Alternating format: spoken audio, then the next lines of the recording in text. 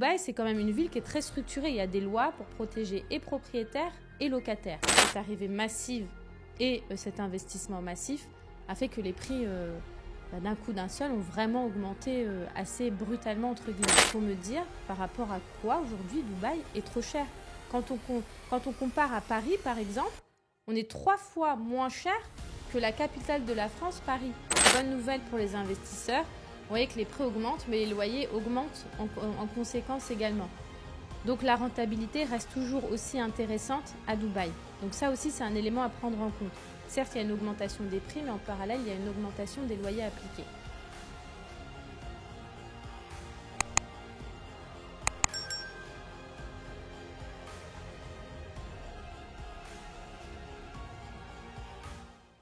Salut Noria, Salut Heikel, comment tu vas aujourd'hui? ça va, Ça va, ça se passe? Tranquille? tout se passe bien. Tout se passe bien. Donc aujourd'hui, épisode numéro 5 de notre podcast Guide d'Imo Dubaï, l'immobilier à Dubaï sans langue de bois. Donc comme d'hab, on va parler de l'IMO, on va faire un petit peu le tour de l'actualité, sans langue de bois, en disant la vérité, comme je dis tout le temps que ça plaise ou non. On va dire ce qu'on pense à notre manière à nous. Noria, alors aujourd'hui on va parler de l'augmentation des prix à Dubaï. Pas mal de personnes disent que ça y est, Dubaï c'est devenu inaccessible, que les prix sont intouchables.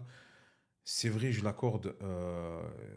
Quand des fois tu proposes un one bedroom à un client, que tu lui dis 400 000 euros, des fois tu as honte, mais alors que c'est complètement injustifié, mais des fois c'est vrai que tu as honte parce que tu entends aussi des fois qu'à 400 000 euros tu peux acheter une maison en France, mais aujourd'hui le marché il évolue et il évolue pas que dans un sens. Donc dis-nous ce que tu en penses, Noria.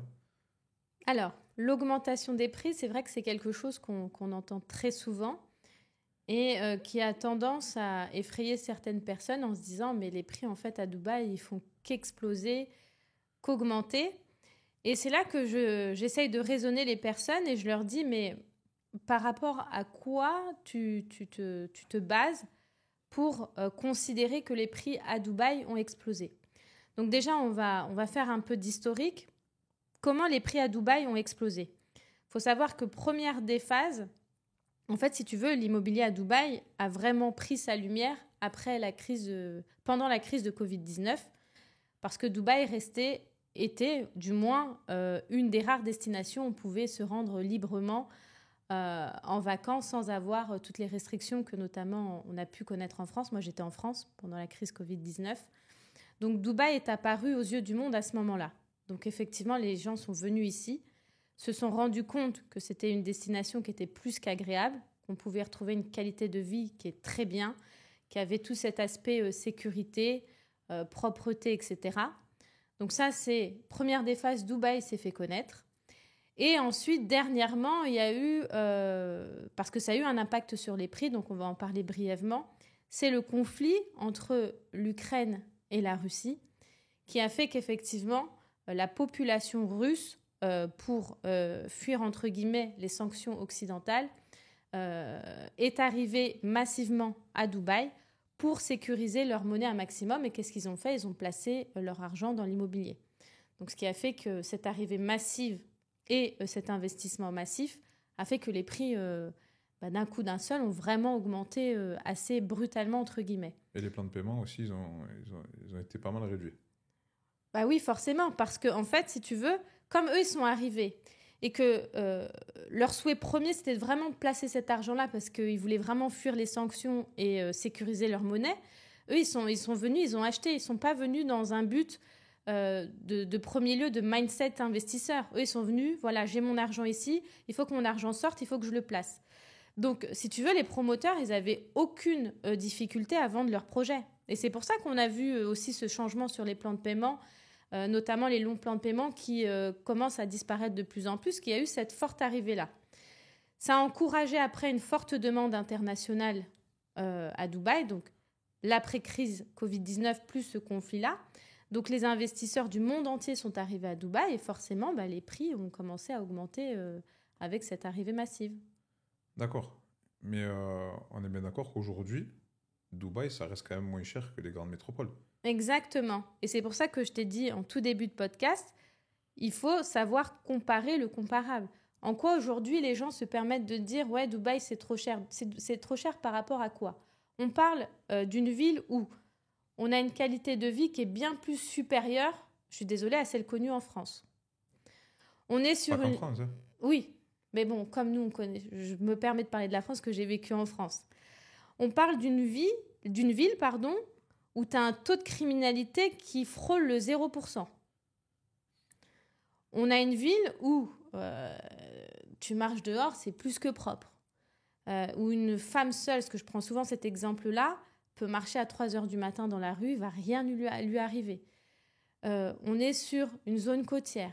On a le climat. On est sur une zone géographique centrale par rapport au monde.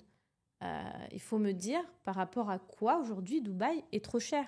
Quand on compare à Paris, par exemple, on est 3 fois moins cher que la capitale de la France, Paris. Et on est encore moins cher que des villes comme Singapour ou New York. Donc aujourd'hui, j'aimerais qu'on me dise à quoi on compare Dubaï pour dire que Dubaï, c'est trop cher. Ah non, New York, je te le confirme, j'y étais cet été. Et quand j'ai posé la question à un ami qui vit là-bas, on était dans le Queens. Ouais, c'est ça, on était dans le Queens. C'était le ghetto. Et quand il m'a parlé des prix des studios dans le Queens, ben, je dis non, c'est pas possible. C'est pas possible. C'était dans un état, tu peux même pas t'imaginer, et c'était plus cher que Dubaï. Exactement. Un studio dans le Queens. Donc oui, c'est sûr que quand tu compares, ouais, tu peux pas comparer en vrai. Il faut comparer le comparable. Tu vas pas... et là, je pense que les gens de ma ville vont me taper dessus, mais tu peux pas comparer Dubaï, les prix de Dubaï, au prix d'Orléans, par exemple. C'est incomparable. Il faut comparer le comparable, c'est-à-dire que Dubaï, par rapport à Paris, Singapour, New York, c'est beaucoup moins cher. Et pour autant, tu as beaucoup plus d'avantages. Donc en gros, si tu dois parler d'un rapport qualité-prix, en gros, Dubaï, c'est pas cher. Moi, je le dis souvent, ça. Mais c'est la vérité. Oui. Si tu compares la qualité de vie et au prix demandé, si tu compares ça à d'autres villes, donc en fait, en gros, Dubaï, c'est pas cher. Mais c'est pour ça que les gens, c'est pour ça que je dis aux clients, mais attendez, trouvez-moi une autre destination où vous avez tous ces avantages-là. On va pas y revenir dessus, mais on vit en harmonie ici. Il fait beau quasi toute l'année. Bon, on met entre parenthèses ce qui s'est passé ces derniers jours. On est en sécurité. La fiscalité est plus qu'avantageuse. On est cosmopolite et il y a ce vivre ensemble aussi qui existe à Dubaï. De Dubaï, tu peux partir un peu n'importe où dans le monde. Tu es bien placé. Mais tu oublies un truc, hein, parce qu'en termes de divertissement, que ce soit en termes d'activité, en termes de lieux à visiter, même en termes de restaurants, en termes de centres commerciaux, tu peux pas faire mieux. Exactement. Et en plus de ça, Dubaï, c'est une ville qui n'est même pas terminée. Elle va être encore mieux que ce qu'elle ne l'est aujourd'hui.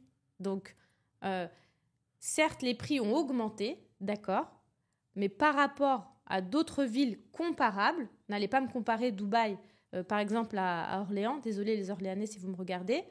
Bah, effectivement, non, Dubaï, c'est pas cher. D'accord. Et pour être très, très objectif, ça va encore augmenter. C'est logique. La logique, c'est que ça va. Pour moi, après, ça reste. Comment dire? On ne peut pas se prononcer vraiment, tu vois, mais j'en perds mes mots. Mais c'est censé logiquement devenir aussi cher que Paris, Singapour et Londres. Alors forcément, et ça arrive, tu peux étudier tous les marchés immobiliers au monde, il se passe toujours la même chose. Quand tu as une ville émergente, tu vas avoir alors des phases de up and down. Donc les prix vont augmenter, diminuer, augmenter, diminuer. À un moment donné, tu vas avoir cette phase de croissance parce que la ville évolue. Comme je l'ai dit, Dubaï n'est pas terminé. Il y a des installations qui arrivent. Tu as le métro qui va se multiplier. On va multiplier les transports en commun. On va multiplier les infrastructures, les écoles, les hôpitaux, etc. Ça, tout est prévu dans le plan Dubaï 2040. On en parlera dans un prochain podcast. Donc, il y a cette phase de croissance et comme toutes les grandes métropoles au monde, on va avoir cette phase de plateau. Donc, c'est pour ça que quand les gens te disent « Est-ce qu'il est trop tard ou pas d'investir à Dubaï ?» Il n'est pas trop tard parce qu'on est toujours sur une phase de croissance.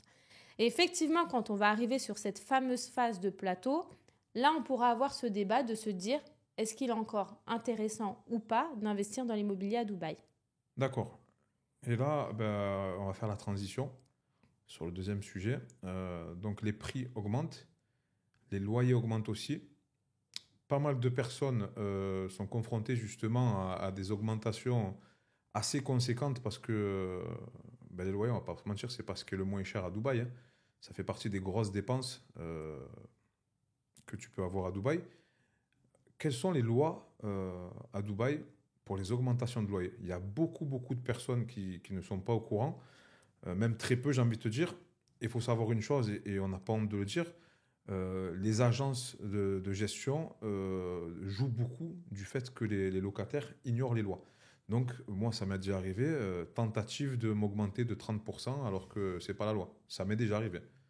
Donc, si tu peux nous en dire plus, ça, c'est très important, très intéressant. Oui, c'est très important de revenir là-dessus. Alors déjà, bonne nouvelle pour les investisseurs. Vous voyez que les prix augmentent, mais les loyers augmentent en conséquence également.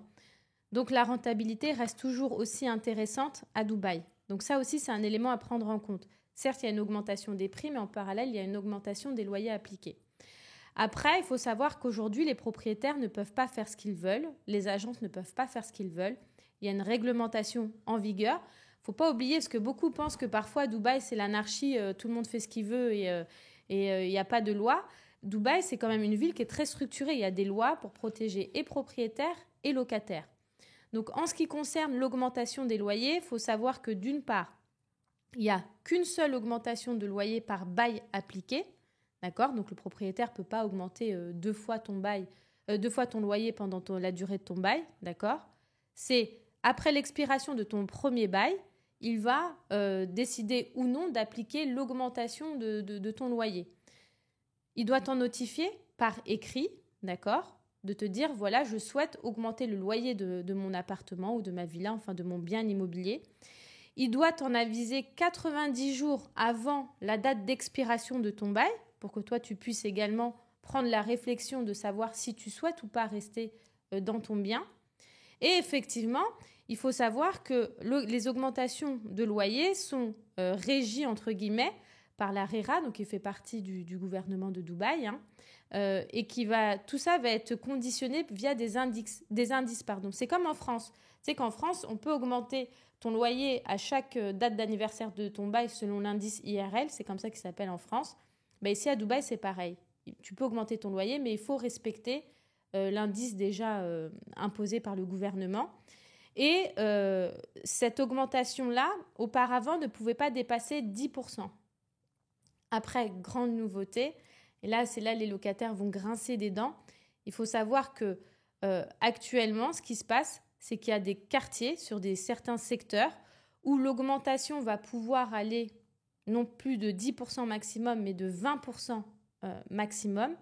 Par contre, effectivement, il y a une condition pour appliquer cette augmentation de 20%, c'est qu'il faut que le ratio entre le loyer actuel appliqué et le loyer de l'indice RERA, entre guillemets, il ne faut pas que ça ne dépasse 40% de différence. D'accord. Bon, sortez vos calculettes, si vous avez compris. Je pense que c'est important ce que tu viens de dire, parce qu'il y a pas mal de gens très surpris par les augmentations, mais je le dis, je le répète, il y a quand même des agences ou des propriétaires qui tentent d'augmenter plus que ce qu'il devrait l'être. Donc, ça, faut faire attention à ça parce que c'est compliqué. C'est compliqué, je ne te mens pas, quand tu ne connais pas les lois ici, et c'est important de les connaître. C'est pour ça qu'on va essayer de vous partager un maximum de nos des connaissances. tips que l'on connaît. Alors, même pour nous, ce n'est pas évident parce que ça change tout le temps, mais on essaie de se tenir à jour.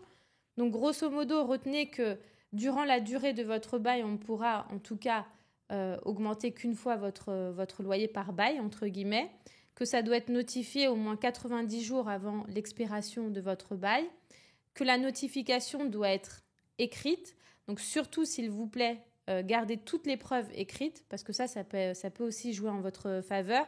C'est pas le propriétaire vous appelle au téléphone, oui, j'augmente, et vous dites oui, et ensuite vous signez. Non, vous demandez vraiment un papier écrit de la part de votre propriétaire. Vous êtes en droit d'accepter ou de refuser, d'accord ? Si jamais ça n'a pas été fait dans les délais légaux, votre propriétaire, lui, n'est pas en droit d'appliquer cette augmentation. Et effectivement, on ne peut pas dépasser 10% d'augmentation en règle générale, en généralité aujourd'hui. L'augmentation peut aller jusqu'à 10%. Et désormais, ils ont changé, ça peut aller jusqu'à 20% pour certains quartiers. Et encore, il faut calculer le delta entre le loyer appliqué et le loyer de l'indice, on va l'appeler l'indice RERA. D'accord, Noria. Ben, merci pour toutes ces précisions. Alors, on devait aborder un troisième thème. Et là, c'est moi qui te pose la question. Ouais, mais le problème, c'est que tu t'en es même pas rendu compte parce que tu parles toujours trop. Tu as donné toutes les réponses déjà. On devait parler de la sécurité à Dubaï, mais tu as donné tous les arguments qui font qu'aujourd'hui, Dubaï est l'endroit le plus sûr au monde. Donc, je pense on va en rester là pour ce podcast.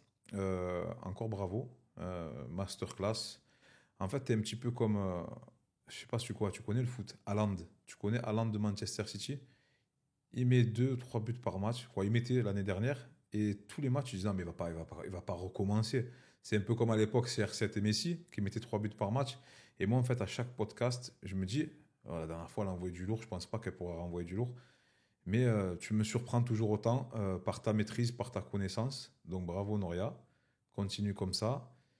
Et n'oubliez pas, si vous voulez être formé par la meilleure, la formation sera bientôt disponible. Quoi d'autre à rajouter, Noria? Je dirais, si vous voulez être formé, alors entre guillemets, par les meilleurs, parce que tu fais partie aussi de l'équipe de la formation. Donc, je le Oui. dis parce que souvent, Et il y a aussi tu CR7. amoindris... Il y a CR7 aussi qui nous a rejoints. Ouais. Donc là, franchement, la vérité, on est... Mais tu aimes bien te faufiler, tu fais partie de la formation, tes conseils sont tout aussi importants que ce que moi, je vais apporter dans cette formation-là, parce qu'il y a plein d'éléments que moi, je maîtrise et que, toi, que tu maîtrises, pardon, et que moi, je ne maîtrise pas. Donc, je veux vraiment que les gens soient conscients. Effectivement, il y a mes connaissances. Il y a celles d'Eichel aussi qui sont tout aussi importantes. Et bien évidemment, il y a notre petit joker qui va venir, en tout cas, amener ce cocktail explosif.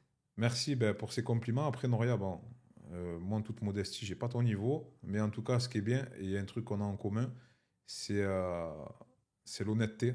Hein. On n'est pas là pour voler les gens, on n'est pas là pour regarder que notre intérêt. Bien sûr, on est là pour gagner notre vie, mais on a des conditions à ça. C'est d'être honnête, droit et sincère avec les gens. Et on ne passera pas outre. Exactement, tu as tout dit. Merci Noria, bonne journée. Merci à toi.